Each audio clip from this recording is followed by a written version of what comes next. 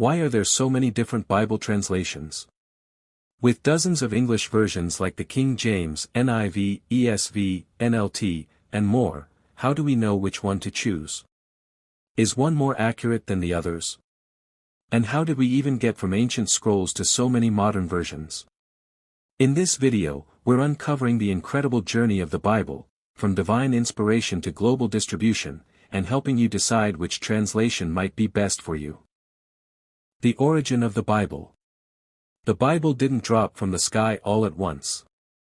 It was written over a span of approximately 1,500 years by more than 40 authors, including kings, prophets, fishermen, shepherds, and scholars, across 3 continents, Asia, Africa, and Europe.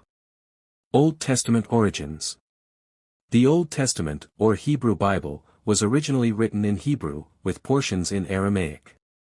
It includes historical books, like Genesis and Kings, poetic writings, like Psalms and Proverbs, and prophetic literature, like Isaiah and Daniel. New Testament origins. The New Testament was written in Koine Greek, the common dialect of the Eastern Mediterranean at the time. It contains the Gospels, Acts, letters, epistles, and Revelation. The earliest portions were copied and preserved with meticulous care by scribes who believed they were preserving the very words of God. Canonization and early translations. As Christianity spread, so did the need to preserve and unify the scriptures. The early church councils, such as the Synod of Hippo, 393 AD, and the Council of Carthage, 397 AD, affirmed what we now recognize as the canon of Scripture, 39 books in the Old Testament and 27 in the New Testament. In the 4th century AD, Saint Jerome was commissioned by Pope Damasus I to translate the Hebrew and Greek scriptures into Latin, the common language of the Roman Empire. This translation, called the Latin Vulgate, became the standard Bible for the Western Church for over 1,000 years. However, only the clergy and the elite could read Latin, leaving the average believer dependent on priests for biblical understanding. In the early 1500s, Martin Luther, a German monk, theologian, and professor, ignited the Protestant Reformation. Frustrated by the Church's corruption and the selling of indulgences, Luther posted his famous 95 Theses in 1517, and declared that the Bible, not the Church, is the ultimate authority for Christian life. To empower the people, Luther translated the New Testament into German in 1522, followed by the complete Bible in 1534. He excluded certain books known as the Apocrypha, which he viewed as helpful but not divinely inspired, unlike the Catholic Church, which includes them. Luther's translation was revolutionary. It gave common Germans access to Scripture in their own language and inspired a wave of vernacular translations across Europe. English Bible translation history. In England, the Bible's journey was also marked by struggle and sacrifice. John Wycliffe produced the first complete English Bible translation in the 1300s, from Latin. He died peacefully, but the Church later dug up and burned his remains to condemn his work. William Tyndale translated from Hebrew and Greek into English in the early 1500s, making his work more accurate. He was executed for his efforts, strangled and burned at the stake in 1536.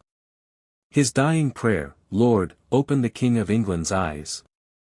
That prayer was answered with the King James Version, KJV, in 1611. Commissioned by King James I, over 50 scholars worked to produce this majestic translation directly from Hebrew and Greek manuscripts. It became the dominant English Bible for over 300 years. Why so many translations today? Today, there are over 450 English Bible translations. Why? There are 3 main reasons. 1. Language evolves. English in 1611 is vastly different from today. Words like conversation used to mean behavior. New translations like the NIV, 1978, and NLT, 1996, aim to make the Bible understandable for modern readers.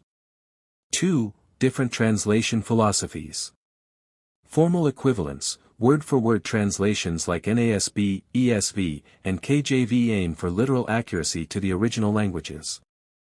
Dynamic equivalence, Thought-for-thought translations like NIV and NLT prioritize readability and clarity. Paraphrase, versions like the Message rephrase scripture to emphasize meaning over form. 3. Manuscript discoveries.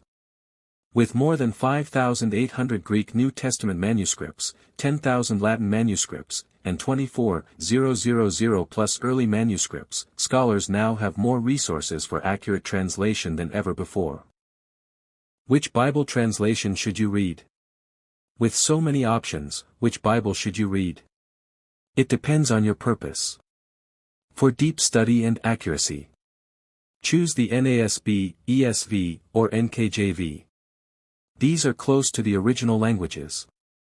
For devotional reading or new believers, consider the NIV, NLT, or CSB, easy to understand while remaining faithful to the text.